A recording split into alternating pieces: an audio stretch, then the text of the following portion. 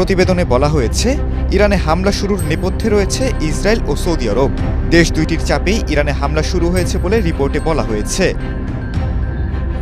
Reuters বলছে, ইরানে হামলা না করার জন্য সৌদি যুবরাজ প্রকাশ্যে কূটনীতিকে সমর্থন দিতেন এবং বলতেন তেহরানে হামলা চালানোর জন্য সৌদির ভূখণ্ড ব্যবহার করা যাবে না।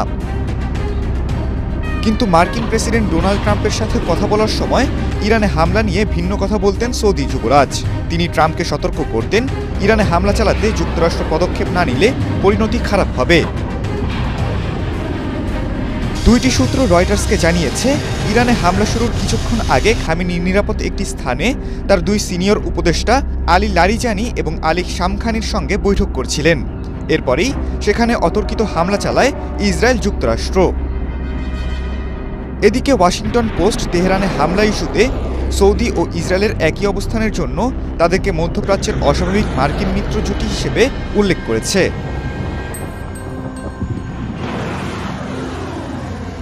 রিপোর্টে বলেছে, দেশ দুইটির এই যৌথ প্রচেষ্টা ট্রাম্পকে ইরানের সর্বোচ্চ নেতা খামেনিকে ক্ষমতা থেকে উৎখাতের জন্য অভিযান চালাতে উদ্বুদ্ধ করেছে।